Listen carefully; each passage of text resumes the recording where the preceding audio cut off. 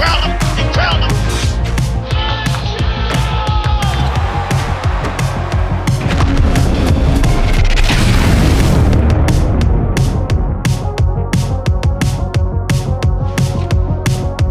Everybody, top of the Saturday morning. Welcome to the Sweat, a program we will bring you today and tomorrow from 8 o'clock to 10 o'clock Eastern time here on DraftKings Network and VSiN. I am your host for the next 2 hours. Emerson Lotzi, Steve Buchanan here with me. How you doing today, big man? You look good. I think we look good. You know, the lights and everything. Everything looks good. New lighting. Everyone who's been dialed in to Gojo and Golic all week has witnessed the new lighting hit their television, and it feels great. I feel awesome. I feel like our skin looks much better on air, and your haircut looks tremendous. Thanks. The rundown that producer Drew has built out looks tremendous. This is some of what we have in said rundown. So Field Yates, big time reporter, NFL reporter for ESPN, knows a lot about fantasy football. He will be joining us the next block, by the way, folks. So we're going to talk some NFL fantasy, some of the headlines of the offseason.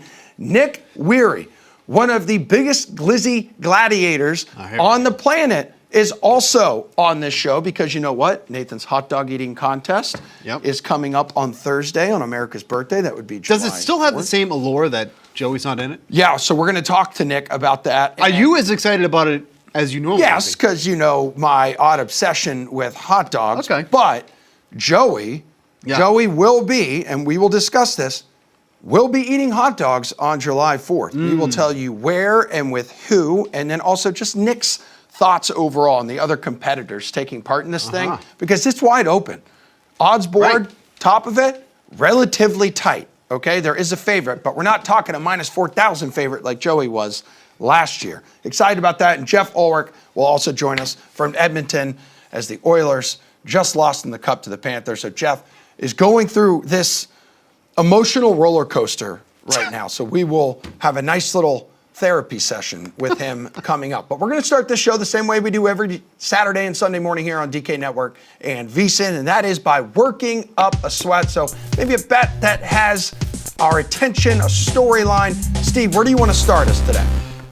We'll do a little baseball to start. Okay, that's cool. We do have 2 baseball segments coming up with Steven. We'll do a little baseball. We can do a little football after too as well. All right, I like that. But I want to talk about the Rookie of the Year. Again, I've said this a couple times here. I usually kind of wait until we get close to July to start firing off some of these bets. And I want to kind of shift here to the National League Rookie of the Year. Right now, the big overall favorite, as you can imagine, is Paul Skeens, and rightfully so. Like, he's been extremely highly touted coming up into Major League Baseball. He's performed as he's expected to since he's been called up. But I kind of like the guy who's next in line here, Jackson Merrill over with the San Diego Padres. Just had a big home run last night against the Red Sox, 3-run blast. His parents in attendance. His parents, big Red Sox fans growing up. So I love that. Now they have his son going against the Red Sox and just burying them last night, 9-2, all 9 runs in 1 inning, by the way. But when you look at Merrill's numbers overall, like, they're solid across the board. And this is obviously one of their high prospects that came up at the beginning of the year. He did excellent during the Cactus League, has translated that to major leagues as well. But like, you look at some of the numbers that he's got already, hitting .284 after last night, hit his 10th home run that I mentioned last night as well, 37 RBI, 9 stolen bases. Like, this 20-year-old kid has all the tools that these Major League Baseball teams want. They want the power, they want the speed. He kind of has a little bit of everything here. You look at all the rookies in the National League. He's first in home run, first in RBI, and in the top 3 in almost every offensive category amongst qualified National League rookies at this point. So I still think you're getting some really good value here at plus 450. You know, Imanaga was somebody who was a heavy favorite for a while. He's starting to regress a bit here. Teams are starting to figure him out. Like, his fastball has been getting absolutely annihilated over the past month or so. Now they're getting more tape on him, so he's really starting to kind of fall in the standings here. But I think Jackson Merrill is someone who you can really kind of look at Rookie of the Year here at plus 450, like what the Padres are doing right now. The Padres have been playing better despite having so many injuries on that team right now. You look at that lineup 1 through 9, it doesn't look anything like it did from opening day with a bunch of significant injuries, but Padres are playing well, and he's been a big part of why they're playing so well. So I think him plus 450, something to take a look at here at the National League Rookie of the Year. I like that. I like that a lot. Yeah, Red Sox getting rocked last night at home.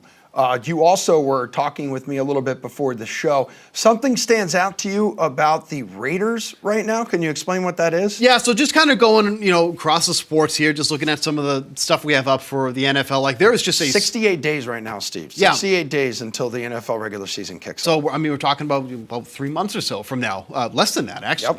Yep. But looking at the win totals that we have, and DraftKings Sportsbook, by the way, if you haven't even looked, because I know obviously it's still early, like you said, 68 days until opening kickoff here, but there are so many bets that you can make on DraftKings Sportsbook, but one that kind of caught my eye was taking the under on the win total for the Las Vegas Raiders. And you're getting that at plus money right now. Under 6.5 wins is at plus 110, and I'm really kind of struggling to figure out why this is at plus 110. Like, obviously, the draft, as the Raiders usually do, kind of a little bit quizzical why they took, Brock Bowers at tight end a year after they took Michael Mayer. I mean, to be fair, when you're going like talent-wise, he probably was the most talented player available at the time offensively. So that makes sense there. But obviously, when you use such a high draft pick for Mayer last year, a little confusing here. But nonetheless, like the wide receivers are fine. You got, Devontae Adams, you got Jacoby Myers. They brought on Michael Gallup too as well. Those are all fine. But it's the quarterback play that kind of has me worried here. I don't know if you saw kind of some of the reports here, but Aiden O'Connell, Gardner Minshew, both not looking too hot during OTAs. Really? Gardner's picks from Photo Day were excellent. Oh, so that matters. That matters. That matters to me. And that's why we don't listen to you for betting stuff. Because you're sitting here going, I'm going to bet a guy because of the photos. Oh, well, I'm betting guys because of the stats. Buckle up for my warm-up. Buckle up. Fantastic. We'll talk about it next Saturday. But the quarterback play is like what kind of really worries me here. I mean, they brought in Gardner Minshew. 2 years, $25 million. Dude. And it's not even like a lock that he's going to be the opening day. He's a serviceable quarterback, though. He's serviceable, but do you want to... he's not going to lose you games. Really? But I don't know if he's going to win you games. He's going to keep you in games. He'll keep you in games. I don't think he's going to win you games. He most certainly will lose you games. But between him and Aiden O'Connell, they've really said they've looked like average at best. And again, I'm not somebody who takes a lot of stock into the OTA news and all that, but when you kind of take into account that they really don't have that solidified QB1 on this roster, that kind of really what has been going under 6.5 wins here. The run game, too, is brutal. Like, you lost Josh Jacobs. You replace him with Alexander Mattison. Like, Alexander Mattison was really rough last year. He was a fantasy bust. Yeah. As somebody who, and I know everyone is interested in this, he was on my season-long team. Look at him. Look at Minshew. How do you look at that man and say, not a good quarterback? Look how friendly he is. I mean, he's friendly on the bench. And I love a guy who supports jorts, wearing jorts, and also he travels around the country in like an RV and just lives his best life. And to me, if you're happy off the field, you're going to be better on the field, okay? Can I finish? Yeah, go ahead. We're talking about Alexander Mattison, just how bad he was last year. But if you look at amongst 49 running backs last year who had at least 90 carries, Alexander Mattison ranked 34th in yards per carry, 33rd in yards after contact. Like, he was not performing well last year. This is why the Vikings, cut him here. And he's going behind an offensive line that's probably going to be average at best at this point. And then we have all lines for all weeks up on the for the NFL season right now. Right now, the Raiders are in a couple toss-up games when it comes to being the favorite or not, but they're only favorites so far 2 times in the entire season. Once against the Panthers, once against the Broncos. So for me, I don't think this is going to be a 7-win team overall. So I'm going to take the under, plus 110 for the Raiders. Well, looking at the Jaguar schedule, I do see the... Well, what was Trevor Lawrence's photos like? Was he smiling? Did he look friendly? Yeah, absolutely. He's rocking shades. So that means he's been smiling a lot lately because it's been a hell of a week for America's team. Really, the past 8-9 days. So the Jags signing Trevor to a historic extension. And then the city approves a historic stadium deal. Yes, the stadium of the future, people. And then guess what, Steve? Major announcement. I'm having a baby. Trevor Lawrence and Marissa have announced that they're expecting their first human baby because they already have 2 dogs. Look at this photo. Look how beautiful that man is. Life is good in Duval right now. Vibes are immaculate. No socks? No socks? No. Who? All right. This is a debate for another day. You don't need to wear socks in your own house. I do. Why do you not wear socks in your house? It's your house. I don't mind like not wearing shoes, and you could wear socks if you want. I do in the wintertime to keep my toes. But if I'm going to be posting these photos, like first of all, honestly, I don't disagree. He doesn't realize he could be making another $1 million right now selling those pics on WikiFeet. All right? But odds makers right now view the Jags as a fringe playoff team after that disappointing finish last year. They started like 8-3 and then lost like 5 of the last 6 games. They essentially had the division locked up. It was an epic meltdown. They still won 9 games. Their win total's 8.5 right now. And we discussed this a little bit before the show. But I think one huge difference here between finishing first and second last year and looking at the schedule is the Jags draw the Raiders. The Jags draw the Browns. While the Texans ended up they're going to have to play the Chiefs and the Ravens. I am going to go, and I know I'm a little biased here, I am going to go over 8.5 wins for the Jags because if healthy, fully healthy, Trevor Lawrence and this team can cash in on this new look skill position. It features Brian Thomas Jr., first-round pick, Gabe Davis. I don't care about losing Calvin Ridley. They're still going to be able to spread the field. The defense is revamped. Josh Allen got paid. They signed Armstead from the 49ers. Plus 130 to make the playoffs, too. Don't mind if I do. While we're on the topic of the NFL, Steve, what do you say we bring in one of the biggest NFL reporters on the planet coming up? Field Yates will join us. We'll break down some of the biggest storylines and help you with your fantasy teams next.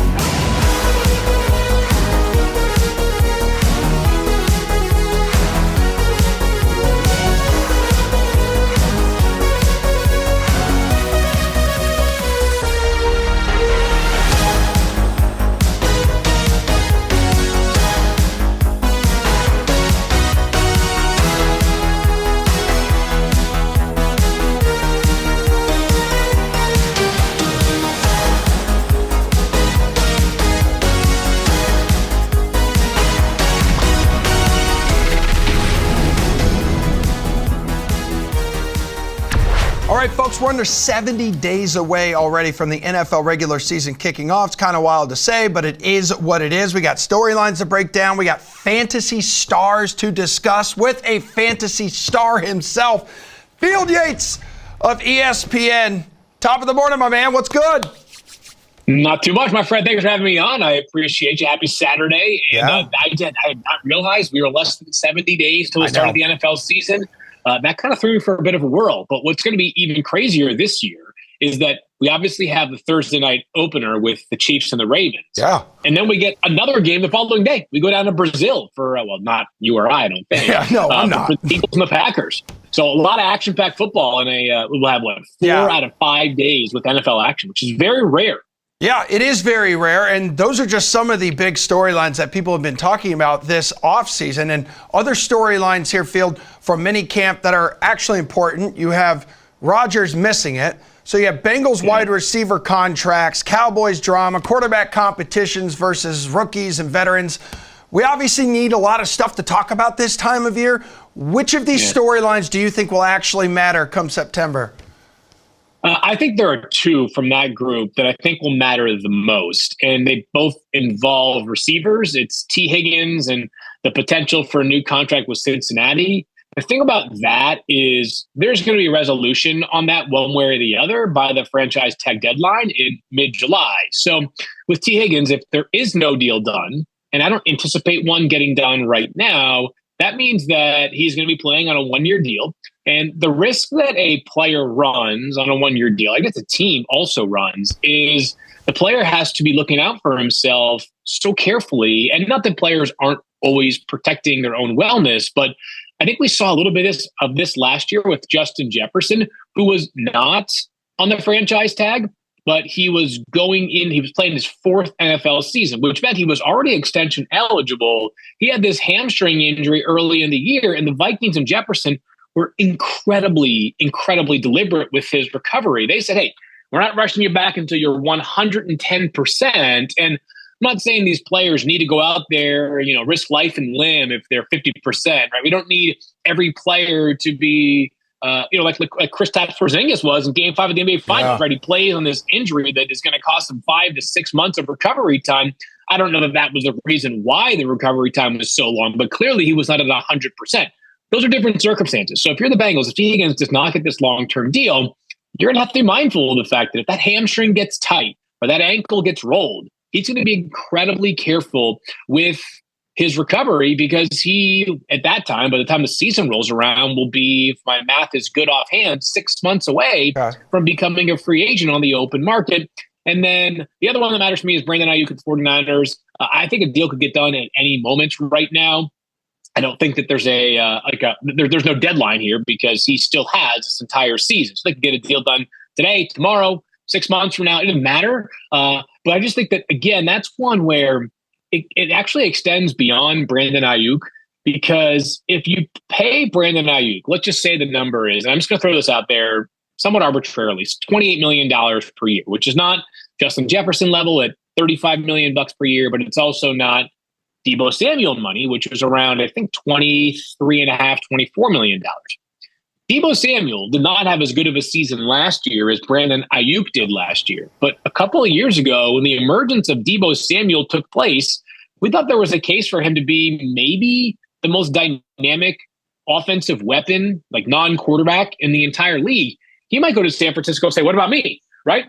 Beyond that, if you pay Brandon Ayuk, it might signal that eventually a Deebo Samuel trade is going to take place because you just really can't afford that many players. And as of right now, and again, things can change. As of right now, they've got 7 guys making at least $15 million per year. And that is tied with Cleveland and Philadelphia for the most in the entire NFL. So the bottom line is that San Francisco has like a high society problem. They got a lot of good players. You can't pay them all when your quarterback, Brock Purdy, is also extension eligible after this season. And we know what the market rate is now, right? Brock Purdy is going to command a deal probably north of $55 million per season. I know it sounds crazy. I know it sounds like a lot of money, but he's helped them win a ton of games, and that is quarterback market rate. So those two wide receiver related stories to me are the most pertinent. Okay, so those are guys looking to get paid. What about dudes who have already been paid? Guys like Jalen Waddle, Justin Jefferson, they got their huge extensions here, Field. How do these guys getting their money finally change the way you forecast their fantasy numbers? I think it makes you just feel a little bit more certain at the top. So until Christian McCaffrey got his extension done with the 49ers, I was quietly in the back of examining the possibility of, like, if it's August 15th and there's no deal for Christian McCaffrey and he's taken these kind of cryptic days off from training camp or something to that effect, you got to be saying to yourself, like, I am going to be a little cautious with Christian McCaffrey in fantasy football draft. Now, you can't drop that far because what we saw with Jefferson last season was that when he was healthy, he was excellent because he's Justin Jefferson. But it just gives you that much more certainty out of these players right now. Jefferson, there's no reason to feel like he's not going to perform kind of how he has for much of his career, which has been record-setting through 4 seasons. It was even more so through 3 seasons prior to his injury last year. And with Jalen Waddle, I feel really good about the player continually. The biggest impediment for him is that Miami has another mouth to feed, and that's Tyreek Hill, who is going to be probably at worst 3rd in the NFL in targets once again this season, assuming he stays healthy. So Waddle, a couple of seasons ago, kind of had like top percentile outcome, right? He was so good and so prolific and so efficient as well that a regression last season wasn't some major surprise. But it's going to be hard to recapture that 2022 magic for Jalen Waddle, not because he or Tua or any different players, but just because it would be, I don't know, it's like a basketball player that one season shoots 47% from threes. That's just hard to do no matter who you are. It's one of those things that when it happens, you marvel at it and you embrace it and you enjoy the ride if you're a fantasy manager like we did in 2022 with Waddle, but you don't expect it to be the standard going forward because outliers are outliers for a reason. All right, well, Field, you dropped your top 10 fantasy football quarterback rankings. Tua is not on there. I see at the top Josh Allen, Jalen Hurts. Not surprising. Anthony Richardson in the top 3. Guy's going to be entering his sophomore year. Only played 4 games his rookie season here, Field. Why are your expectations so high for him? Yeah, I remind people all the time about 2 very important things. One, fantasy rankings. I got a lot of love for Chiefs fans. I've been worked out there for a couple of seasons. I love them. A lot of Chiefs fans are clapping back. I'll take Patrick Mahomes every day of the week. I would too if this were a real life draft. I'd take him over every player on the planet right now, right? And maybe already the 2nd greatest quarterback, or at least most accomplished in NFL history, with a chance to overtake Tom Brady. As crazy as that sounds, we'll debate that at a later time. But this is a fantasy football projection. And I think that one of the traps that we can fall into is assuming prior years are going to play out or be mirror images in future seasons. And so that's why with Anthony Richardson, you're absolutely right. It's a small sample size, 4 games, 12 quarters in total, because he actually left 2 of those games due to injury. And yet in 12 quarters last season, Anthony Richardson had 4 rushing touchdowns. And we know that the passing was not consistent enough in that very small sample size last year. I'm betting on it being better this year. I'm also acknowledging that you don't have to be a great passing quarterback to be an unbelievable fantasy football quarterback. This is kind of what we saw. I'm using Jalen Hurts after his rookie season as kind of my, I would say, I don't know about estimate. I'm kind of using it as the analog for Anthony Richardson this year. There's a small sample size down the stretch. It was just okay as a passer. Same with Lamar Jackson during his rookie season. But you saw the bits, the traits. And I think some of the ways you win in fantasy is not just nailing the guys who should be really good, right? Christian McCaffrey being the top running back this season would be both expected, but also not the kind of thing that if I tell you it, you're going to be blown away by it if it happens. Like, you should expect one of the best players in the NFL to once again be one of the best players in fantasy football. So I'm kind of trying to get ahead of the train here, ahead of the curve, if you will, on Anthony Richardson, because I do think the rushing upside is just so immense. And there are a few just absolute surge into the pocket, Joe Burrow, CJ Stroud amongst them, that don't need to run a whole lot to be total fantasy superstars. But if you look at the other quarterbacks at the top, Jalen Hurts, Josh Allen, Lamar Jackson, I'll throw Anthony Richardson in there as well. Got a lot of guys that do some real damage with their legs. And that has such a high floor for their fantasy value that if he has an elite upside as a rusher, like Anthony Richardson does, it also suggests there is an elite fantasy ceiling. Yep. All right. Well, you know what? Tough break for him because he has to go up against our Lord and Savior in Duval, Trevor Lawrence. Hey, Field. That's right. Your guy. That's my guy, dude. It's going to be a big year for him. I'm telling you, you heard it here first, Field Yates. You are the man. I really appreciate you helping us out, helping us get ready for fantasy football season. We'll hopefully talk to you soon, okay? Sounds good. Thanks for having me on. You got it, man. Everybody hang tight because we are going to hit the diamond after this. Find out what Steve is wagering on today when we step inside the bettor's box next.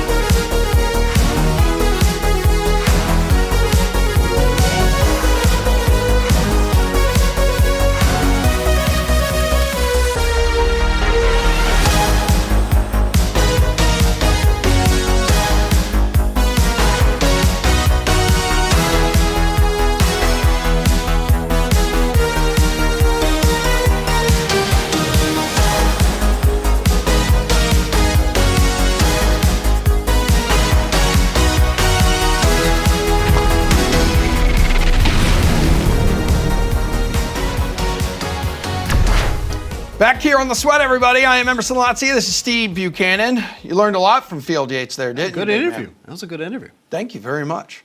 I was talking more about what his. No, dude. You asked like 3 questions. Yeah, I know. And Field had a lot of information to share. And you have a lot of information to share about baseball bets right now. As we are going to step inside the bettors box right now. And let's start with some game bets here, Steve. Sure. And I see Cubs money line on your card. And it's interesting because they're playing the Brewers, who hit a grand slam last night. Yeah. And they're on this power surge right now. So the Brewers have hit a grand slam in 2 straight games. They have. 3 of the first 4 games of this homestand they're in, and 4 of their past 8 games overall. It kind of reminds me of that stretch that San Diego went in a few years ago, and they became Slam Diego. Yeah.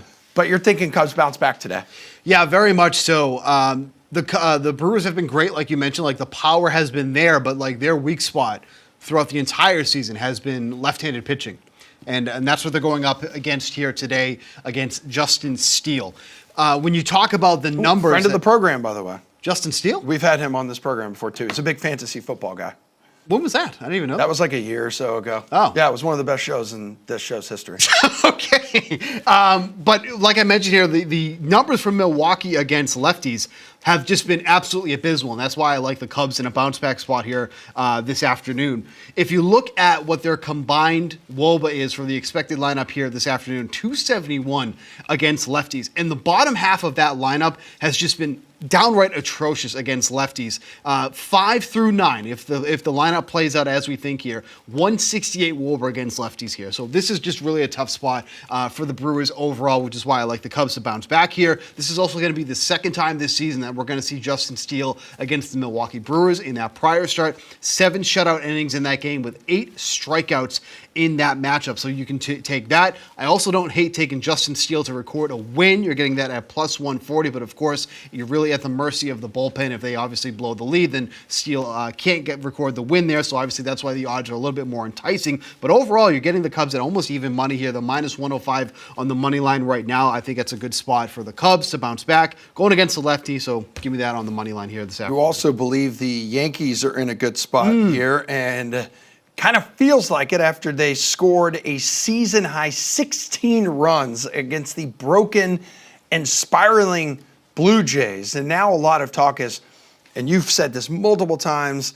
on this show and on our podcast since 1901, a Boston baseball podcast, you feel like the Blue Jays are going to be in the selling mode here ahead of the July 30th trade deadline, which yesterday or earlier this week, you have Vlad Guerrero, who's now in trade rumors, and that maybe the Yankees are a destination for him. Yeah, and this is somebody who before, too, and Nick Fryer's coming on later in the show. We'll talk about this more extensively then, but Vlad's someone that has said, like a couple of years ago, he would never play for the Yankees because of his family ties. Now he's kind of walking that right back a little bit, being like, well, maybe I won't sign with them, but if I get traded to them, then of course I'll play baseball for the Yankees. But yeah, walking that's why, you know what? It doesn't matter where you are. You never know what's going to happen. Just don't say These were head-turning comments in 2022. He said he would never sign for the Yankees, not even dead.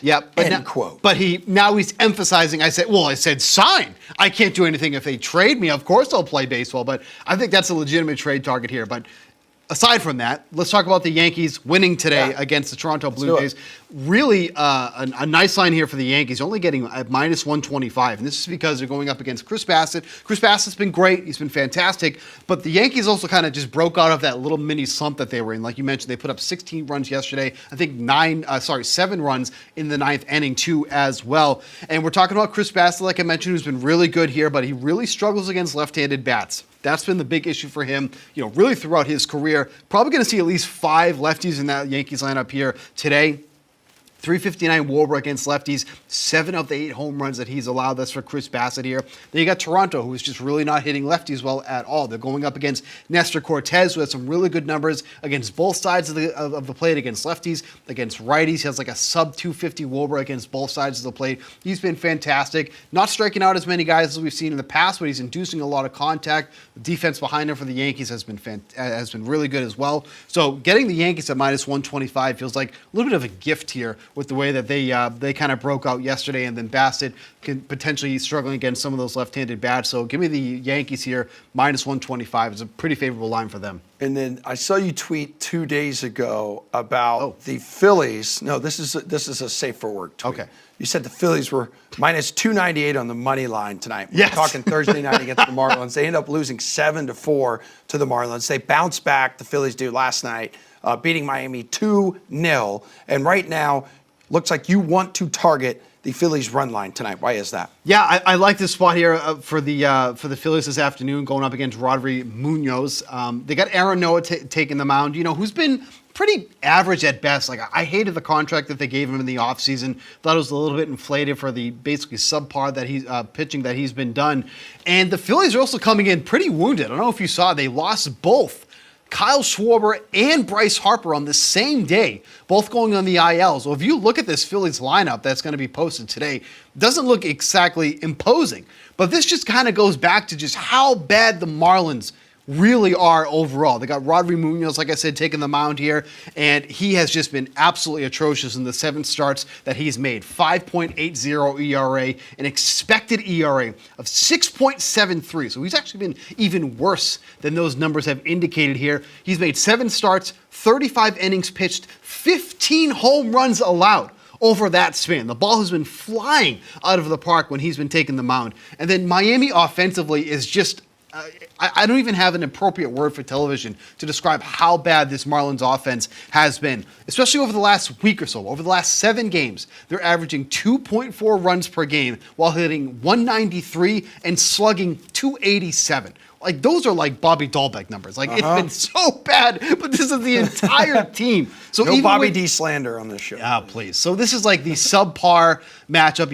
Like I mentioned, Nola hasn't been great, but he should be good enough that the Phillies should be able to win this game by at least 2 runs. -122 on the run line for the Phillies here today. So I like that one there to win by over 1.5 runs. Let's poke over to the player props department here, and I'm seeing Ketel Marte over 1.5 bases. The guy led, by the way, all of the National League second basemen in fan voting. So he has advanced to phase 2, where he's going to face off against Luis Arias there with the Padres. Phase 2 for fan voting, by the way, kicks off tomorrow, people. Can't wait.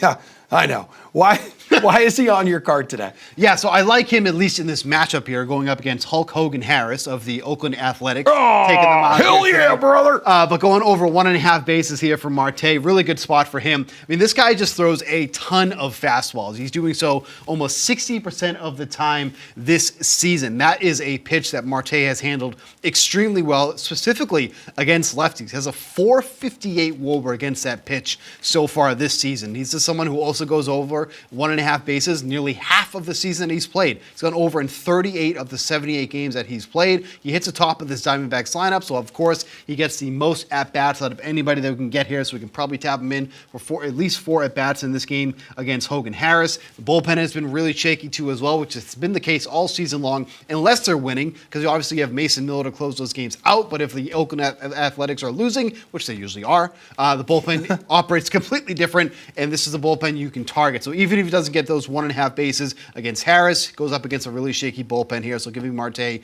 over 1.5 bases here against the Athletics. Speaking of fastballs, Tyler Glasnow throws the 4-seamer 49% of the time. He struck out 10 guys his last time out. Now, albeit that was the Angels. Yep. And then you had Shohei Ohtani, just couldn't contain his excitement about it. You expect Shohei Ohtani to be even more excited with Glasnow's performance today? Yeah, Glasnow has just been on another level like this season. Like, the strikeout numbers continue to be there. I mean, this is someone throughout his career has a K9 in the double digits, and they just continue to be stellar so far this year as well.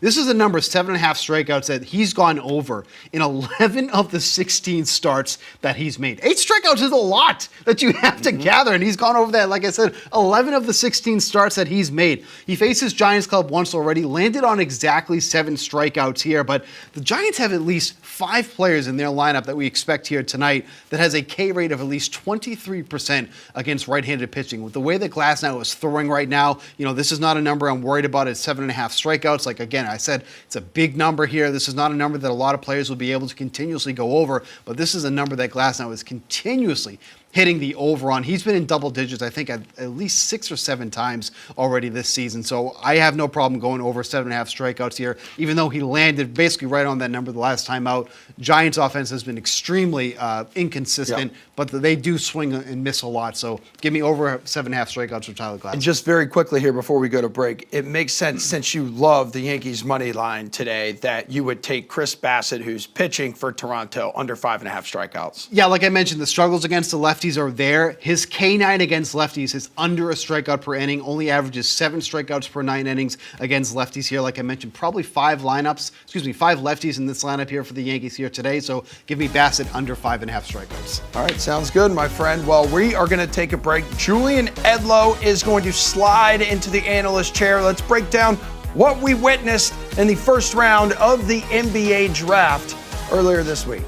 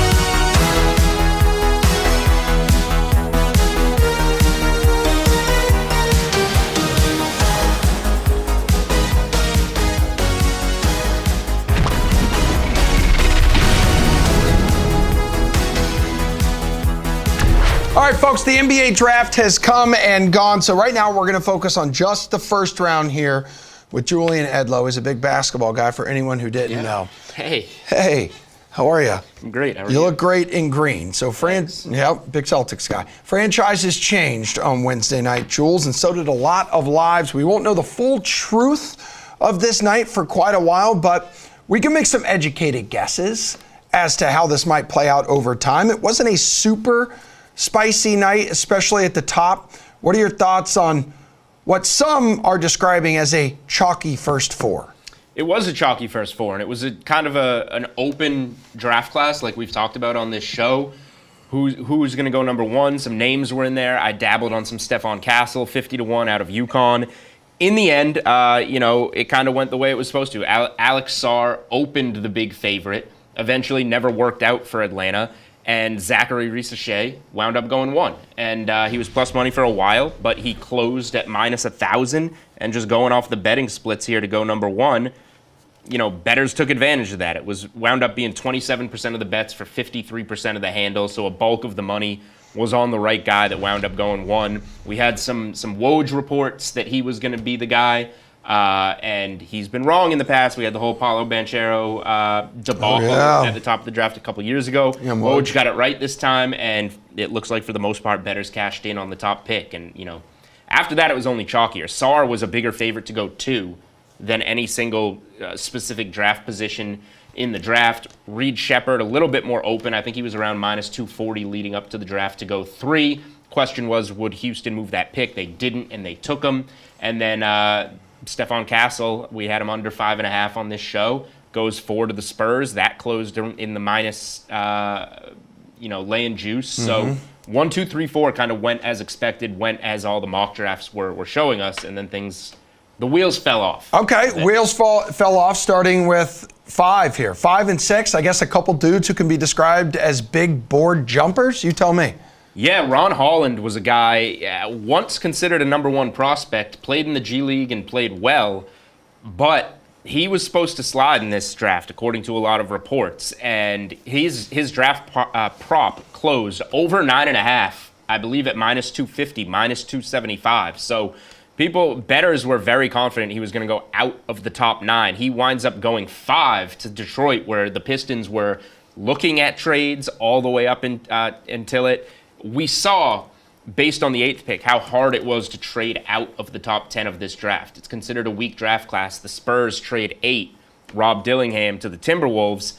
They got back picks for a 2024 8th overall pick. They got back picks in 2030 and 2031. They're looking 6-7 years down the line on the return here just to move out of the top 8. So that showed how hard it probably was for Detroit to move the pick. So they eventually kind of surprised, went with a guy high on their board in Ron Holland, who was available last week at 28-1 to be the 5th pick, closed 20-1 to be the 5th pick. Only 1% of the 2% of the bets for 1% of the handle were there. So some random dart throws and some guys got it right and hit some big money. And then at number 6, another French prospect, which dominated the top of this draft. Yeah, they had three of the top 6. The Hornets ranked this kid pretty highly. It was totally off the board. A lot of people were mocking Dalton Connect there. We can talk about him later in his slide. But that was, a 35-1 shot at one point to go number 6 overall to Charlotte. Eventually, one report did come out that Charlotte was potentially targeting him, and it slid to 2-1, 3-1, but still some great value there on the 6th pick if you were able to bet on that information. So the Pistons held the draft in Wednesday night without a head coach at that time. So it's the last head coaching vacancy in the NBA. It was Wednesday night. The coach factors in, but that's a front office move. They had Ron Holland ranked high. They went off of kind of his initial ranking of being a high prospect and took a shot at him when they definitely could have moved back and gotten him. But again, like we saw with the Rob Dillingham trade at 8, moving back was a lot harder than it sounded in this draft. And what we do know, thanks in part to the opening of this draft, again, 3 of the top 6 coming from France, is that the international reach of the NBA just continues to grow here? A little combo of both. International reach plus they're just not being a great prospect. This is not a draft where you're expected to get stars at the top. I know Jeff Goodman came out and said, I don't think anybody in this draft class would have gone in the top 7 or 8 picks last year. So when you look at it in that realm, you're going to take some shots on some international guys that not a lot of fans have heard of. It wasn't like if Brandon Miller or Scoot Henderson, like those guys who went behind Wembanyama last year, had they been available in this draft, they would be the no-brainer number 1 overall pick, and it just didn't shake out like that. Speaking of taking a shot, though, Zach Edey was rarely mocked in the top 10. Yeah. So how big of a swing did Memphis take here on the 2-time reigning National Player of the Year at number 9? Pretty big swing, but again, weak draft class. Zach Edey has shown his game. He's put the work in. His game has grown over the course of his years at Purdue. And they wanted a center. They were very interested in moving up for Donovan Clingan, who went 7 to Portland. Portland was locked in on Clingan. So if you were going to get Clingan, you would have to move higher than 7. So that's where 5 and 6 came into play. Would the Pistons move that pick, Memphis, to come up and take Clingan? Didn't work out. They felt that whatever the trade gap to move up from 9 to either 5 or 6 was too much compared to the difference between Clingan and Edey. So that means that Memphis likes Edey a lot. And again, they need size, they need a center. And he's going to be, I would think, given how polished he is from playing a lot of college basketball, he's going to be a rotation piece for Memphis next year. And that's not a normal top 10 team. Obviously, Memphis was beat up last year. That's expected to be a playoff team with everybody back next year. And Edey's going to be in that rotation. And, it does him well to go to a team like that where he can come in and play with talent and be winning. Kind of feels like they're banking on him to definitely round out their roster a little bit. I mean, he dominated college basketball in ways that we rarely have seen during the 21st century. Yeah, he really is. You already mentioned Dalton Connect here, SEC Player of the Year. So, ...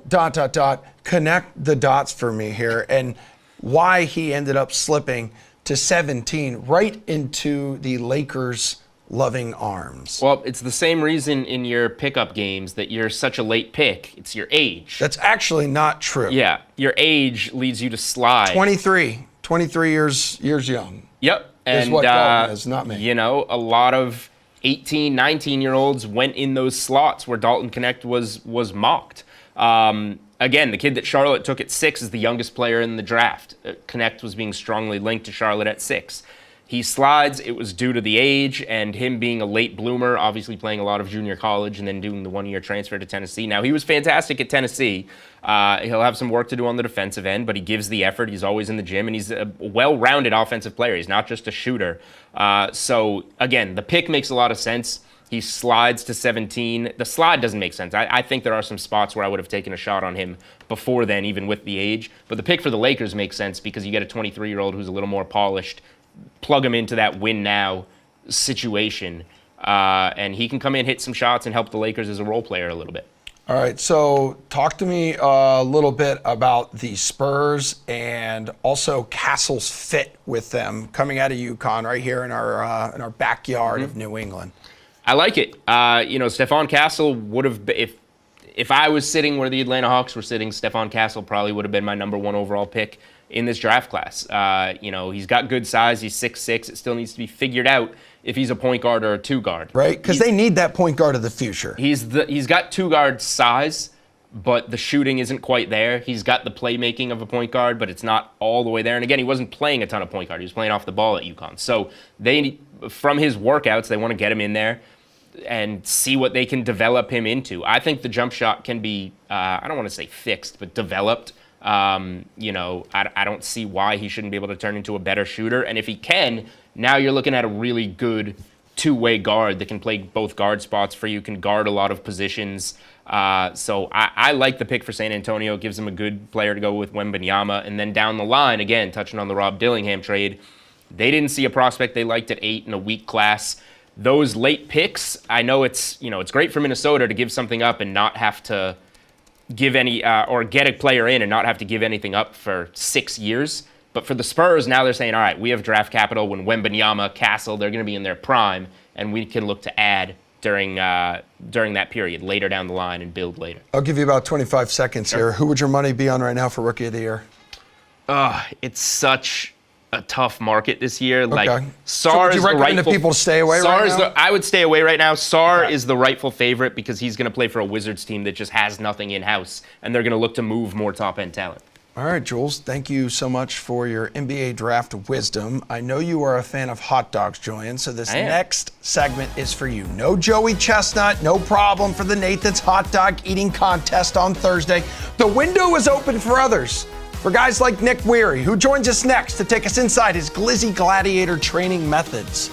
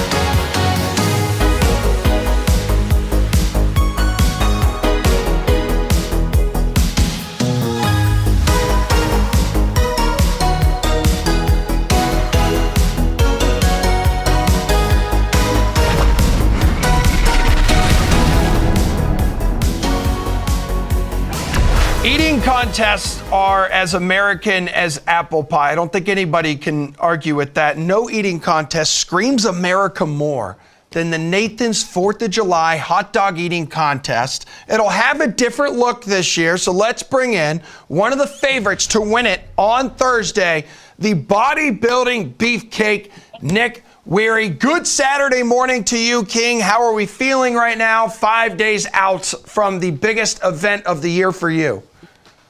Oh man, I feel great. Thank you for having me. It's been a long prep, but at this point, most of the work is done, and now it's just time to kind of coast into Thursday and see how things go. Yeah. So how has the training been going? Because I love the text updates you send me. It's just this ginormous grill with like 200 hot dogs on it, and I've never been more jealous when you send me those pics.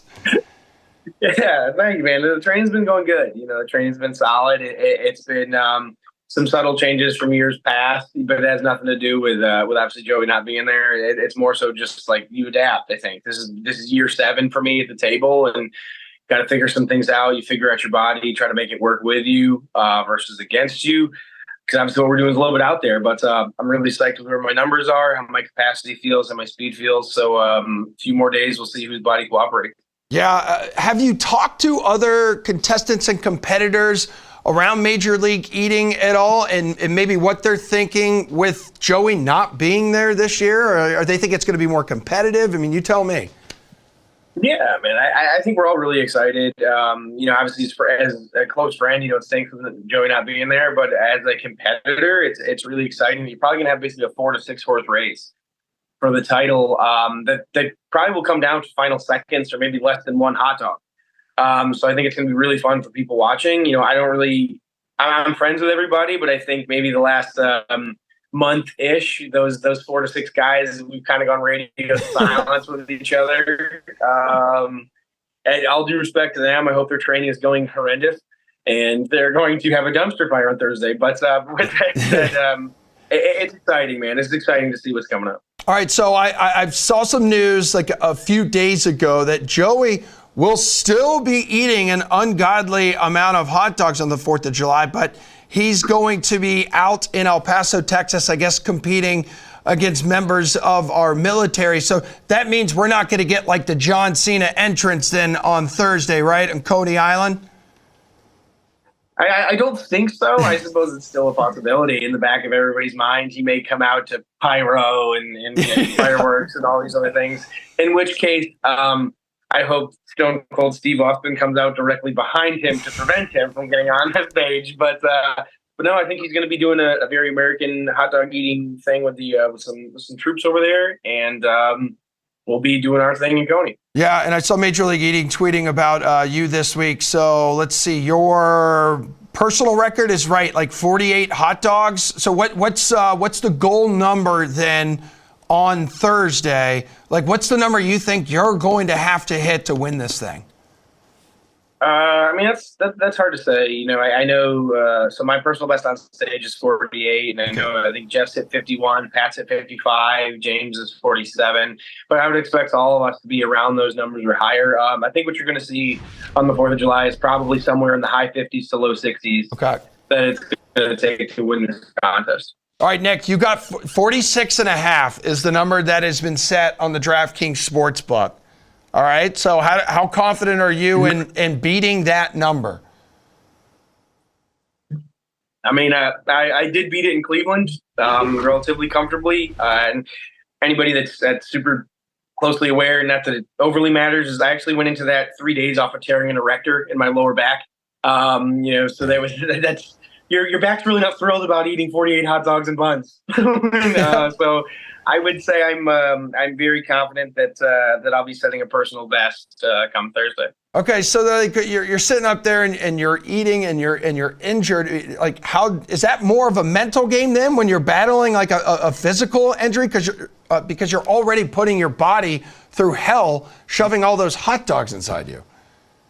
Yeah, it's definitely some part of physical, because obviously there's the pain and discomfort, and it's hard to get your body to really loosen up, and kind of accept the fact that you're eating dozens and dozens of these hot dogs and all the fluid. there's the mental aspect and the physical aspect. Ignore the pain, block it out. And the pain really didn't bother me. It was just more so if it was going to cooperate. And I got it to kind of cooperate that day. I know there's a lot more in the tank. But I'll be going into the 4th of July, knock on wood, happy, healthy, and ready to go. Yeah, I love that. I know, having been friends with you now for years and talking to you quite a bit, I know what hoisting that mustard belt would mean to you on America's birthday. And the mustard belt, in my humble opinion, is a top 3 sports trophy of all time. You have, believe it or not, inside your house a lot of mustard belts because, your significant other, your partner, Mickey, you guys are the hungry couple here. How has her training been going? We're talking the #1 female eater on the planet. It's been going good. She's ready. She's focused. A few more days to kind of zone into where we need to be, doing a lot of media and all that. She's a 9-time champ. So who am I to say whether or not what she's doing is correct or incorrect? But I know where she's at. I think she's in a good place mentally. And if she's in a good place mentally and she's relaxed, she's tough, for anybody to beat at any table any given day. So I think she's excited. I think every year brings new challenges, and Maoi coming back from Japan this year is a phenomenal competitor. You can't play defense, and we don't know what to expect out of her, but I would expect a great contest with some pretty good numbers on the women's side on Thursday. Yeah, and you were telling me before we came on air here, she has a chance to make history. Everyone thinks about all of the belts that Joey has won. Nikki won 15 out of the last 16, but in that, he's never won 10 straight. No one's ever won 10 straight. And that's what Mickey can accomplish on Thursday? She can. If she goes, the 1 year she did not win, it wasn't because she lost. It's because Max was about a few days from showing up. She didn't compete. So this will be her 10th consecutive title. Nobody's ever done that, male, female, or otherwise. So it's going to be, it'll be really exciting. I'll be psyched for her. There's room on the wall, the dining room. So hopefully we'll be bringing home 2 belts on the 5th. That I didn't even really think of that. You two, the winner of the male category and the female category. If you guys, I just imagine you at the Delta terminal or something, and you got the belts are going through security. The hungry couple with 2 belts. That would have to be one of the best moments of your life, and especially with you guys as a couple. It would be pretty cool. I know walking through with her in years past, people think she's like a boxer and I'm a security guard or something of that nature. It would, obviously on her side, it would mean a lot at number 10. And on my side, there'd be a very large sense of validation for the work that's been put in over the last 7 to 8 years. And I think that's one of the things that means the most. Obviously, there's the check and the belt and all the things that go along with it. But I think with any title or being labeled the best in the world is something that given day, there's a validation that makes you think wow, this is why I did it. Yeah. What I did was worthwhile. And so I'm excited for the opportunity. Yeah, and we obviously wish you and Mickey well. We are rooting for you, but I also know this hot dog event is only one of many that you, Mickey, and all the other competitors in Major League Eating as a whole has on tap for this summer. So tell me what else is on the schedule the rest of the way and what you guys plan on eating a lot of. So there's a handful of things coming up. July 13th, I'll be in Grand Rapids, Michigan, eating blueberries. So excited for that. Set a blueberry eating record. That's a new one, right? Right, Nick? That's a new one for you guys?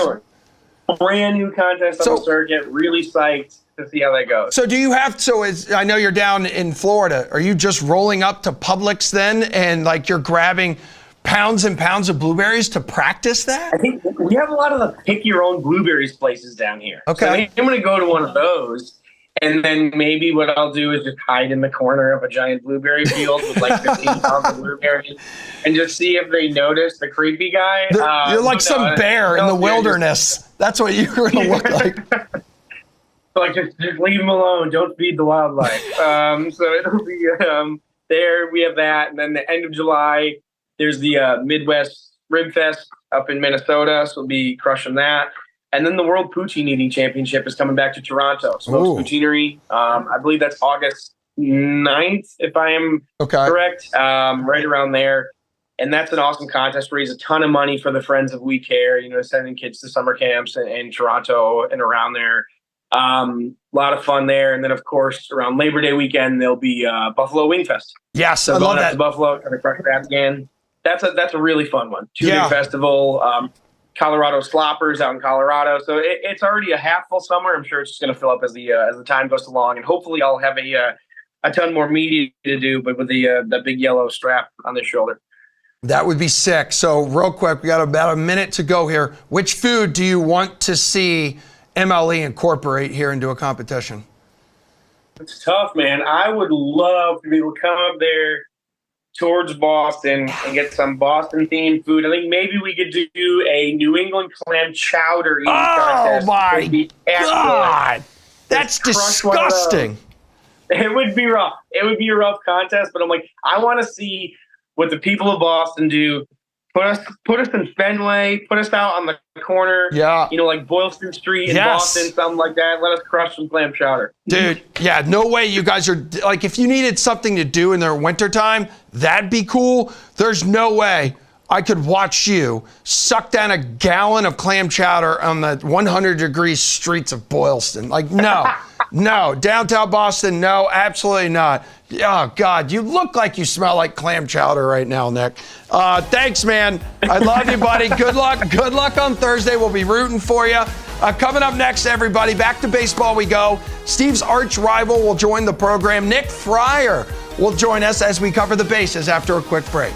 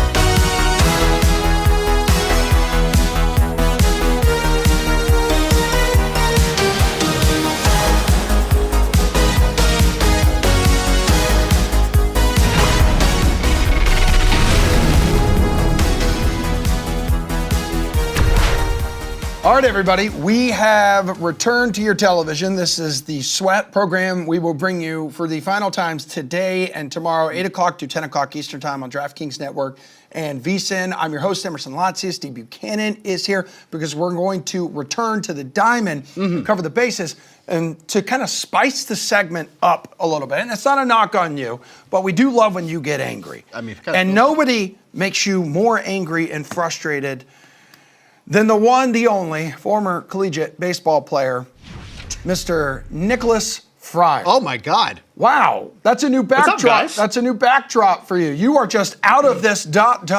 world. Yeah. Steve always criticizes my backgrounds, and I couldn't think of anything that I thought was kind of funny today. So I was going to get one with Emerson making out with a hot dog, but I felt like this is a family program, so I didn't think it would work well. Yeah, it's actually not a family program because we talk sports betting. Okay, so you have to be of a legal age for that, Nick. But hey, sounds like somebody hasn't done his compliance training yet. Anywho, let's get to first base. And again, thanks for being here this morning, Nick. We know you're really busy on weekends.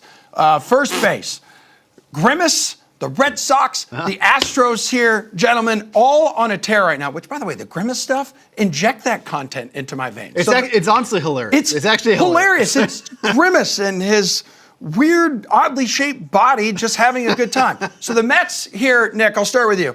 8-2 over their last 10 outings after beating the Astros. So each team here is in a much better spot for the wild card race. So looking at any of these teams' odds to make the playoffs right now, which one would you get after? I would have to go with the Astros here, just because looking at their odds, they're plus 115 right now. And they're the one team that I look at. It's like they've been there before. I know the Red Sox have been there plenty of times and the Mets have made the postseason before, but they've been there before recently. And I know that they'll go and invest. And also they're doing this right now, this recent stretch without Kyle Tucker, without Justin Verlander. And I know Verlander is not the Verlander of years ago, but at the same time, getting him back will be huge. He's been out for a little bit recently and obviously had a delayed start to his season. And Kyle Tucker was playing like an MVP candidate before he got hurt. So getting those guys back and having them at plus 115 right now, I know they got some work to do still, but at the same time, they're a team, unlike the Red Sox, that I'm confident they'll make an investment if they feel that it's necessary. I think, and we discussed this on our podcast the other day, I think in order, if you want Alex Cora to come back, Nick, which I know the Red Sox do, but Cora, I think, is still on the fence. You got to show him. You got to commit this trade deadline and say, they won't, though. You know they won't. Yeah, There's no chance. Exactly. Anything I'm confident in, they will not make a meaningful move for the here and now at this deadline. Yep, and I think Steve Buchanan agrees with you on that. But what do you think about the question? So I'm in agreement with Nick. Like, the only team amongst those three that are committed to winning are the Astros. Even though they haven't been winning, to start the season, they're just above, they're one game below 500 at this point. But the other thing is, too, with the National League, every single team is in playoff contention except the Marlins and the Rockies at this point. Every single team that is out of a playoff spot right now is within 5 games of a wild card spot, because that's just how bad the level of competition has been in the National League. You have the Washington Nationals, who are 6 games below 500 and are 4 games out of a wild card spot right now. Like, that is absurd with how bad the National League has been at this point. But the Mets don't want to be buyers. We already heard this from Uncle Steve. They're basically in a bridge year. We saw them sell off all their big important pieces last year. They did almost next to nothing this offseason. They're not going to all of a sudden change course and go, yeah, we're going to be buyers again. Like, this team is going through the whole rebuild process. And then the Red Sox, like, they have been very stern that the team that's taking the field is a team that's going to be basically that roster for the entire year. Because if they were going to make a move, they've had ample opportunity to do so with the unbelievable amount of injuries that this team has dealt with. And really, they've gone out and gotten Dominic Smith and Garrett Cooper. That just basically tells you the how much they don't want to be, heavy buyers at this offseason. So I think it's the Astros. That division is pretty lackluster overall. Every team is under 500 except for Mariners. But I think the Astros are the way to go for those teams. All right, let's touch second base here. So Aaron Judge, and we'll talk about a team that's winning, committed to winning right now. We've already discussed them. You like them on the money line today, by the way. Judge is doing Judge things again. Mr. Aaron, he's the favorite to win the American League Most Valuable Player, on pace to hit 60 taters again, Steve. Minus 300 to be the home run leader. Who else can catch him in either market? I know while it would be nice if Judge had more profitable odds, at this point, this may be the most value he'll have for the rest of the season, though, talking MVP. I'm surprised that he's already, minus 200 to win the MVP because Gunnar Henderson is really like right there. Like, and he's plus 360, but like when you look at the numbers like between the two, like Henderson is keeping up pace with him here. I mean, Henderson is your American League leader in WAR, which is wins above replacement. He's at 6 right now. He's only 3 home runs behind Aaron Judge. So we're talking about, Aaron Judge is on pace for 60. Okay, well, Gunnar Henderson is on pace for just a couple less here at this rate. And then even Juan Soto, like we talk about guys, talk about the Yankees here, like where would this Yankees team be if it wasn't for Juan Soto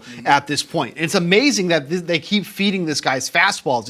He's hitting 353 against the fastball in the year and slugging 739. But you look at his breaking balls and his off-speed pitches, he's hitting 232 and 250. So it's like, hey, stop giving this guy fastballs if you don't want him to beat him. But Henderson's right there. Juan Soto's been fantastic as well. So, like, I get that Aaron Judge has been great overall, but there are 2 legitimate guys who should be in the conversation as well. So I disagree with the notion that Judge should be minus 200 at this point because Henderson and Soto, I think, you're getting much better odds because of that. But quite frankly, I think the race is a lot tighter than it's actually priced. Hey, Fryer, who do you think can catch Judge, if anybody, in either one of these markets here? And I do think it's a bummer that Judge has already ruled out the home run derby, which he hasn't competed in since he won it as a rookie in 2017. Yeah, and it's one of those things where I know we've crapped on like LeBron over the years, right, when he doesn't do the slam dunk contest. So it feels kind of similar, but at the same time, you look at the home run derby, and we've seen plenty of guys where their swings get messed up after they compete in the home run derby. And so there's a little bit of a difference there. But I'm with Steve here on the Gunnar Henderson side of it. I don't think that Juan Soto will get this because we've seen in years past where you have 2 guys who are MVP caliber players. I remember as a kid with the Red Sox having it constantly with Manny and Poppy, where those guys would kind of pull votes from one another. So I could see that happening with Juan Soto. But even then, with Judge putting up the numbers that he has, I would think that he's still going to get that extra edge. And if Judge maybe got hurt, I still think Soto would lose some votes because of what Gunnar Henderson has done. I am with Steve on that one in lockstep. I mean, he was at plus 340 when I last checked. He can very much steal this from Aaron Judge still at that value. I would take a little gamble on him. And then looking at Aaron Judge too, if you're trying to find a bet where there's some value still, he has a home run line set at 55.5. It's a special right now. It's minus 115 to go over. I think that's a decent play still. All right. American League Central, Steve, as we make our way to third base, the hot corner, Guardians, speaking of hot, one of the hottest, best teams in baseball. Crazy. Have you given up on your Royals pick here? Although the Royals destroyed them yesterday. They got a game today against them, a game tomorrow against them, so they got some time to make up. Cleveland, 7-game lead on them as well as Minnesota. I mean, at this rate, if the Royals win 1 or 2 of these next games, like they win the series against the Guardians here, like the Guardians have been playing extremely well. The Royals had the, unfortunate scheduling for the month of June. They had a really tough schedule in June. You look at the month of July, the Royals are playing 22 games in the month of July, obviously All-Star break here. 17 of those games were against teams that are below 500. And when I gave that Royals bet to win the division, it was 14-1 odds when I gave that out. They're currently 6-1 to win the division right now. I don't put Minnesota in stock there as a team to win this division. They just don't have the rotation long-term to kind of hang around in this division here. Like Joe Ryan's been great, but like Woods Richardson has been regressing a bit. Bailey Ober, Pablo Lopez have been pretty disappointing overall. Chris Paddock, I think, hasn't pitched lately, but he hasn't been well either. Like, I don't think the Twins have the pitching to stay in the standing here for the AL Central. So I'm still sticking with the Royals here, despite them being 7 games back. Even with them being 7 games back, it's only 6-1 to win the division. So I don't think this is over. I think the Royals just had a really rough month coming out, but that month of July, I'm really looking towards them to kind of rebound here, have a better month than they did in June, which was pretty awful overall. But 3 wins in a row, and 2 of them have come against the Guardians. They're starting to make up some ground a little bit here. What do you think? Fryer? Can the Royals make up this ground here? I've liked the Royals coming into the season not to win the division, but I like their over on their win total. I don't know about winning the division because Cleveland. I'm with Steve on Minnesota. I don't believe in them whatsoever. But when it comes to Cleveland, I do think they can still hold on. Right now, the Royals are minus 120 to make the playoffs, so I think that's a little bit of a safer bet. Again, obviously, you're not getting the 6-1 odds like Steve was talking about, but I still think that is a smarter bet to make because I do think, looking at the lay of the land, that they are going to make their way in. Well. Really believe in the Royals then, huh? I really do. I think they're going for their 4th straight series victory right now. I loved their offseason because they didn't make any splashy moves, but they made good moves. Like they improved the rotation, they improved the bullpen, they improved the lineup, and it wasn't with these big name guys. It was just guys that are like good enough, above average guys that can make this team better. They didn't have to go out and spend all this money. But I love the Waka move, the Lugo move, bringing in Hunter Renfroe, like some pop. Like I just think that team has a little bit of everything. And in the end, it's going to be a close race. I still think in the end, I think the Royals come out of that division. All right. Well, typical Red Sox fans here, leaving guys on base, guys on third base. So we're going to touch home. We're going to touch the trade deadline and the cool down coming up in the show. Thanks, Nick Fryer. Have a great rest of your day. We're going to bring someone who is sad onto the program next. Edmonton Oilers fan Jeff Ulrich. What is he doing?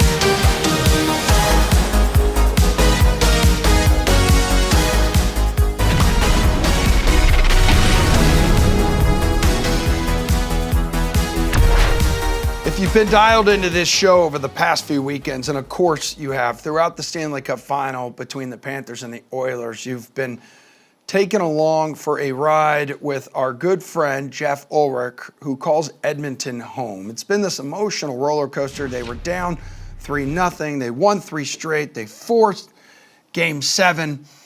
And Jeff Ulrich, after losing Game 7 this past Monday night, I didn't want to text you right after the game, Jeff. In fact, I didn't want to text you Tuesday, and I waited until Wednesday to check in on you. And we have a screenshot of said conversation. I said, hey, I wanted to give you some space, but how you doing? Talk to me. Then you sent me a picture of your beautiful Springer Spaniel, Pepper, and you said, nothing to do but stare into the void. So now that we are about 5 days removed from that heartbreaking loss, how much have you recovered mentally? It still hurts, or are we on to 2024 here? No, I mean, that was a really good day at the dog park, by the way. My dog just had herself a blast. I mean, just going up to other dogs and, sniffing butts and stuff like that. And people can follow her on Instagram as well. She's got a boatload of followers, all right? Your wife does a great job running that account. Probably more entertaining than me, to be honest. But, back to the topic at hand here, which is the Edmonton Oilers. Yeah, I mean, look, it was a great run. It was obviously, I think when you get to that point, when the cup is like one win away, like just minutes away, you feel like history, and it's so disappointing. I mean, history was right there. It's not even like a city thing. You're just there. You just want to see the Oilers win the cup for Canada and just win the cup for their franchise, which quite frankly has gone through some dark times. So yeah, super disappointing, man. I'm not gonna sugarcoat it or anything like that. But it was a good run. It was fun from a sports perspective. Obviously, we'll remember this. But yeah, I mean, kind of on to the next thing already. I mean, football's like less than a month away, basically, till the Hall of Fame game. Well, not less than a month, but about a month. And then, we got the Open Championship in golf. So healing slowly, but the scar tissue is still building. Yeah, for sure. The good news is the Edmonton founded Boston Pizza is giving out 30,000 free pizzas to help you guys turn those frowns upside down. So hopefully you're able to make it out and provide supper for your sad family tonight, Jeff. Yeah, I just found out about this now. I'm sure all the 30,000 pizzas are gone, but I really like Boston Pizza, Edmonton based. I don't like what is going on here. I've never even looked into the. I've never looked into the history of this company. They're everywhere in this province, but I don't know why it's Boston Pizza. Now I'm kind of just perplexed. But anyways, it's all good. Let's spend tonight looking at it. Let's see how perplexed you are as we look back at a season that was, and maybe some of the teams and players out there that help bettors make money, and then some teams and players who helped bettors lose money. So as we look at some of the Stanley Cup winner splits here, we have the Rangers, the Bruins, Avalanche taking the most bets in handle. Your Oilers and the Panthers 4th and 6th. So the book did pretty well here, Jeff, as we look at some of the numbers on the screen. Oilers with the surge after the coaching change, we know that. But the Atlantic winning Panthers were very strong throughout the season here. For even much of the playoffs, it was a coin flip between the top 2 teams, Jeff. Did we see this season that there are 6, maybe more teams that can all be considered a legit threat? Yeah, I mean, you're always going to have those years where there's some kind of Cinderella story where there's, 40-1, 50-1. I mean, like the Panthers last year, you could have easily got them at 50-1. So you don't need to limit yourself to the top like 6 or 8 teams. But at the same time, generally in most seasons, hockey is obviously like a long-term sport in terms of how it plays out. The cream is going to rise to the top, right? And we're going to kind of know who the top players are. I would just say, just looking at those splits, the one thing that sticks out is that, I feel like these Southern American teams, despite being very good, probably don't get as much love from bettors as they should, whereas big markets like the Rangers and Bruins obviously taking in a lot of handle, potentially just because, they're the Rangers and the Bruins and everyone knows who they are. So I think that like teams like the Panthers, Hurricanes always might be able to find a little bit of value on them potentially. But yeah, no, just looking for those teams that are underrated. I harken back to the Panthers of 2023. They were really good value. They didn't win, but they came damn close. You could have got a great hedge off of, plus 5,000 or something. Okay, when we're talking teams that underachieved, One, at least in the eyes of bettors, the Boston Bruins here in our backyard. So they cost players the most money. And then you had David Pastrnak, Jeff, and Brad Marchand. They cost players a lot of money as well. Where do they rank among your biggest underachievers this season? I mean, I wouldn't put the Bruins as my biggest underachievers. Certainly, I'm sure people feel like they underachieved because of the season they had before, but they lost they lost Patrice Bergeron. Like, they didn't really replace him. You look at their lineup, they didn't really have a number one center. I mean, I think the Bruins had a pretty solid year for what they had, to be honest. Their goaltending was always going to regress a little bit. Still a solid team, but I wouldn't put them as my biggest underachievers. I think just from the market perspective, they look like underachievers, but I really didn't expect as much from them either. So my biggest underachievers were the New Jersey Devils, who I thought were very good up-and-coming team. They fired Lindy Ruff, which I think was a good move. Not making the playoffs, the Devils, after the year they had before, massive underachievement in my opinion. I think that team could bounce back, but really bad year. I would have put them number one for me. Not surprised by some of these moneymakers, though, Jeff. Rangers, Avs, Hurricanes, Knights. But the Coyotes here. The Coyotes, Jeff, come in fifth for teams this season on DraftKings Sportsbook. Yeah. How do you see them producing next season in Utah, especially for sports bettors? The Coyotes were really interesting last year. They played in that rinky-dink, 4,000 person Coliseum. Unbelievable. And it's not a Coliseum. I think it was a collegiate arena. I think that's what it was. Yes. Like warehouse, basically, is the word I think I'm looking for. And I think it really threw visiting teams off. And if you look at the Coyotes, they were a really good target when they were at home. They had plenty of upsets. I didn't really start betting until later in the year, but certainly they paid off a few times. I'm not shocked to see them up there, to be honest, just because of the odds they were going up. They always were underrated. So their team was pretty feisty last year too. It's going to be interesting. They might be able to bring some of that same momentum to Utah, like a place where teams aren't used to going. No one's used to playing. It's a little thin air up there. I could see the Coyotes potentially building off that energy and maybe just being a tougher out again next year in Utah. So interesting team. Definitely will be tracking them once they figure out what their name is going to be. I know it's a little shocking to see them up there with the Golden Knights and the Hurricanes, but just from a betting perspective, if you bet the NHL almost every night, you're probably not that shocked because they did pay off. They were really good underdog bets most nights last year. Yeah, and with their first selection in franchise history in the NHL draft last night, which was in Vegas on the Sphere, which is why we had your beautiful face on the Sphere as we went to break. So the Utah Hockey Club taking Tej Iginla, son of Calgary Flames legend Jerome Iginla. That was a cool moment last night. Absolutely, it was. Growing up here, he actually, Jerome Iginla grew up where I live, not very far. So, is that right? Wow, kind of a celebrity around here. Yeah, absolutely, we do.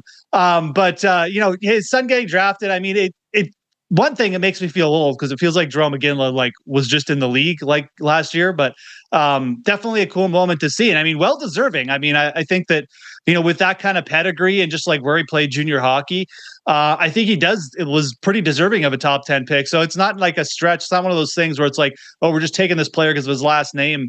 I think Tej Iginla could be a really good winger in this league and potentially a top 6 for a long time. So yeah, interesting pick. Definitely going to be, and I think a good mix actually for the Coyotes / Utah. So just with their lineup right now. So really interested to see how that one plays out for sure. All right. Well, we're going to talk a lot more about the NHL draft with you tomorrow on a Sunday edition of The Sweat. But I got one more for you here. Just biggest surprise team. Who was the biggest surprise team in your eyes? Because the Canucks got off to that really, really hot start. They were an offensive juggernaut, Jeff.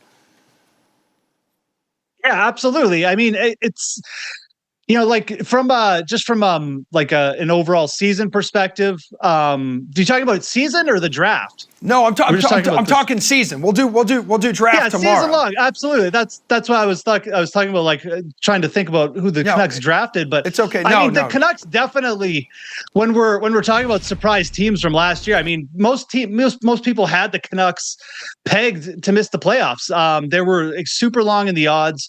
They pushed the Oilers to 7 games, obviously. They got Rick Tocchet in there. They got a really good defensive system. They got a career year from Thatcher Demko, obviously. So, yeah, I think when you start to talk about underrated teams and just surprise teams from last year, Canucks had to be top of the pile. Like I said, the biggest disappointment for me was the Devils, but I also would give a shout out, like, just to the Rangers, just potentially outperforming a little bit. I mean, it's pretty hard to live up to expectations in that kind of market, but the Rangers had themselves a pretty solid year. So interested to see where that team goes. They still got a lot of good young depth, but definitely the most surprising had to be the Canucks. I'd even give a little shout out to the Coyotes just for not being completely terrible, like I said before. All right, man. We'll head on out, take Pepper for a walk, and we'll talk to you on the show tomorrow. We got more NHL to discuss, all right? Yeah. No, that void is big. We're going to go stare into it a little longer. All right, everybody, hang out. We got the cool down coming up next. We're wrapping up a Saturday morning edition of The Sweat.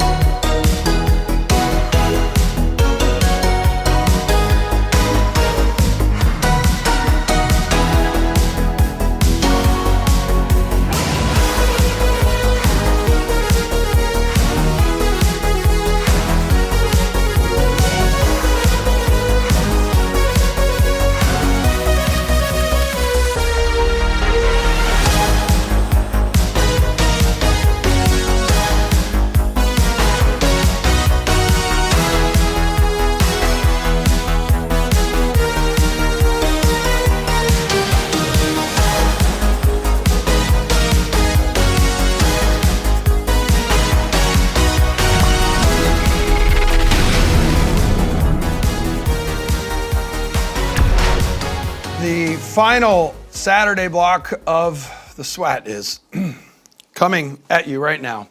It's an emotional morning here, Steve.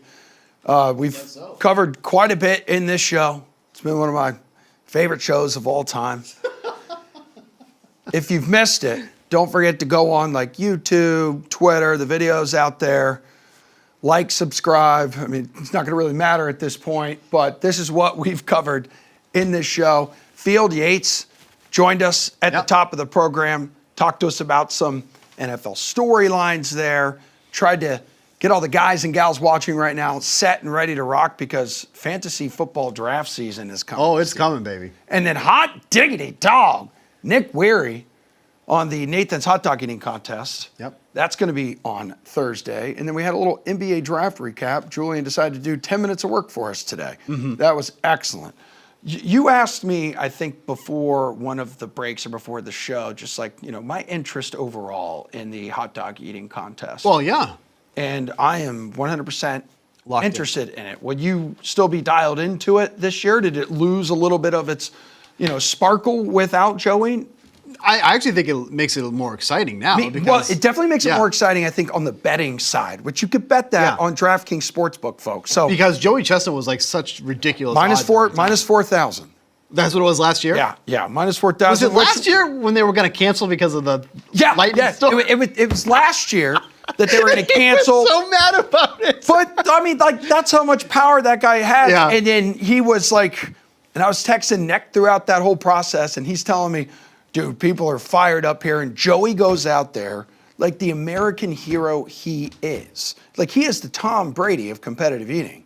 And Tom Brady is the Joey Chestnut of the NFL here, okay? And he goes out there, and he put that damn contest, like he has for almost 2 decades, on his back, like JanSport. I mean, that is such Build the damn statue. I mean, that is such a ridiculous reason to not have a hot dog eating contest because lightning's outside. Yeah. Like, I get, like, you have to delay it, but, like, to straight up cancel it would have been absurd. Say, if you build it, they will come. Yeah. Joey will not be coming to the Nathan's Hot Dog Eating Contest. Again, he's going to be out in El Paso. He is still going to be doing competitive hot dog eating contest, but he's going to be doing it with some of our troops, which is actually awesome. He's a good dude. So shout out to Nick. Thanks for joining us earlier in this show. We had a couple other storylines that we haven't quite hit on yet. And one of them, Steve, is Bronny James being drafted 55 overall in the second round of the NBA draft. So I'm shocked he didn't go number 1. Shockingly, there were people betting him to go number 1 overall on sportsbooks. And I said, okay, I mean, you could Venmo me that money instead, but no, thank you for spending that money on DraftKings. Like that, yeah, that's just a straight up donation. It really is. So they're poised to make history. Yep. 55th pick in the draft, the second round, that was on Thursday night. It was a 2-day event. So it's going to be the first time that a father-son duo has played on the same team in the NBA. I know you're not a huge basketball guy. You can look on Twitter and social media. People are split down the middle here. They're like, this is ridiculous. This is a guy who couldn't even average 5 points in like 20-something games at USC. He only started like 5 of them, averaged like 2 rebounds, 2 assists, whatever it is. Just you as like a casual basketball fan, what were your thoughts on this? I mean, everybody knew this was going to happen. Yeah, we knew it was going to happen, but are you on the side of, man, he's not worth a draft pick, like go develop in the G League, or are you a guy who's like, no, this is actually kind of cool? I mean, I don't know if it's, is the sentiment cool? Yes. But like, how long is the cool thing going to last?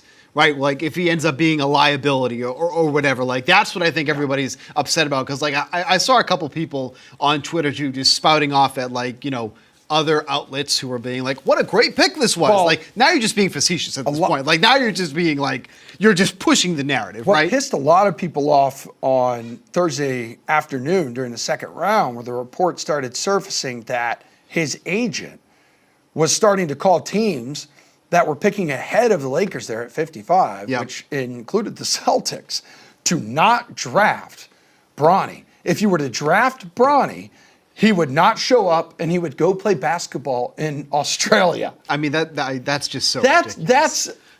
That's a little too much. Yeah, that's and a lot of people were comparing this to like Eli Manning and like what he did when he was originally drafted by the Chargers and forced his way out. Yeah. Well, the Chargers were at least able to get a haul back in return. Yeah. No one, like the Lakers, don't have much to give up. And so no one was going to force that situation.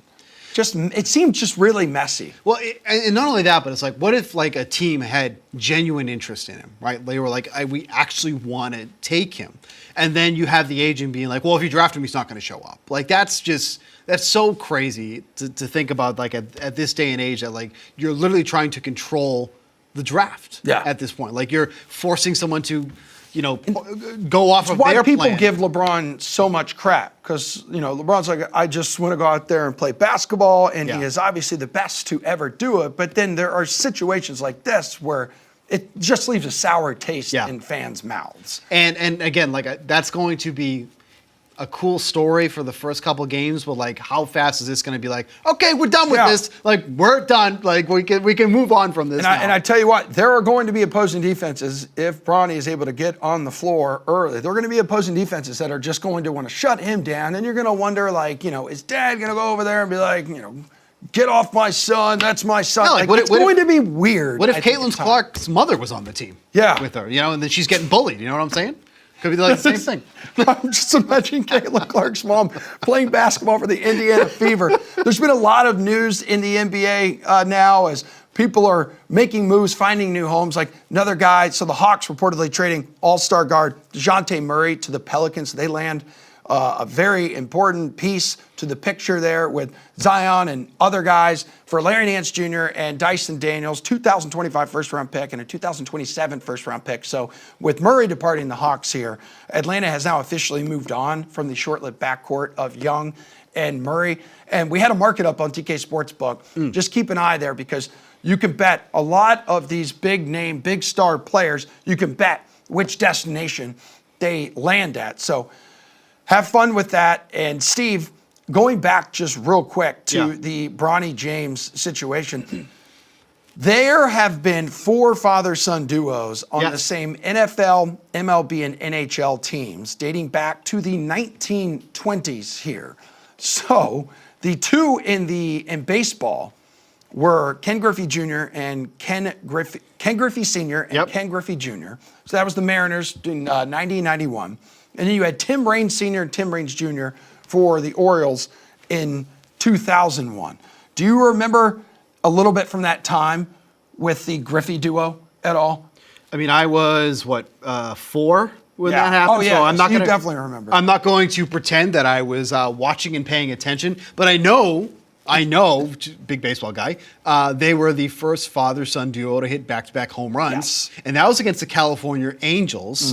And then soon after, a few years later, we got Angels in the Outfield, the movie. I know. I love that. Do you realize, by the way, how loaded that cast was, by the way? It was exceptional. Because I went back and looked. Matthew McConaughey was in there. Danny Glover's in it. Tony Danza's in it. Joseph Gordon-Levitt's in it. Yeah, he's the kid. Yeah. He's the kid whose dad left him after lying. And then, of course, Christopher Lloyd. But, what a star-studded cast in that movie. Not crazy about the movie, though. It's okay. The movie still holds up. It's okay. It's awesome. What I thought was cool about the Tim Raines Sr. and Tim Raines Jr. situations, I was reading up on it this morning, they shared the field for the first time October 4th, 2001. Tim Raines Sr. was playing left field while his son was in center. Now that is a cool moment. You look over, and that's again going to be. And then who calls off who? Because the center fielder is kind of the general of the outfield, but who's going to call off who in that situation? Yeah, I would let your son call you off. I would listen to your dad. Right. I would listen to my dad 100%. Griffey did too. Yeah. But before we get out of here, the MLB trade deadline, we kind of referenced it when we were talking. About a month away. Yeah. Yep. Well, July 30th. What day is it? 29th. We're still in June. It's June 29th. So it's a month away. A few weeks, 4 weeks, whatever it is. Is there someone right now you think, who is the biggest trade target, do you think, right now? I think it's Vlad Guerrero Jr. and Bo Bichette. I think those are going to be the two top trade targets here because, Bo Bichette's having a horrible year. Like has like an under 300 on base percentage. Toronto just said came off the IL. Doesn't make sense to move either one of them. But hey, listen, team comes calling, you get some good pieces, you start that rebuild. Okay, maybe you listen. And you know what's going to happen too? There's going to be a lot of teams calling teams because, like I mentioned, like there's so many teams in the National League who are still in contention here. Every team except the Marlins and Rockies are in a playoff position. But just teams who need a first baseman. Houston needs a first baseman. Yankees need a first baseman. Milwaukee needs a first baseman. Vlad Guerrero Jr. is going to be one of the most sought-after free agents, under control for a couple of years. They're going to get it might be hard to say no to the haul they could potentially get for Vlad. I don't know. Because they'll have 2 years of control of him. Do the Yankees have a decent farm system? Like, what do they even have? They do and they don't. They've unloaded a lot. If Vlad can kind of land on that If Vlad goes to the Yankees, dude. Yikes. That would be scary. Yikes. All right, what scares me is tomorrow is our final episode of The Sweat. I hope all of you can join us for a celebration of this show's funeral. We will see everybody on the other side tomorrow, 8 o'clock, 10 o'clock Eastern time. Celebration of a funeral? Yeah, we're dying.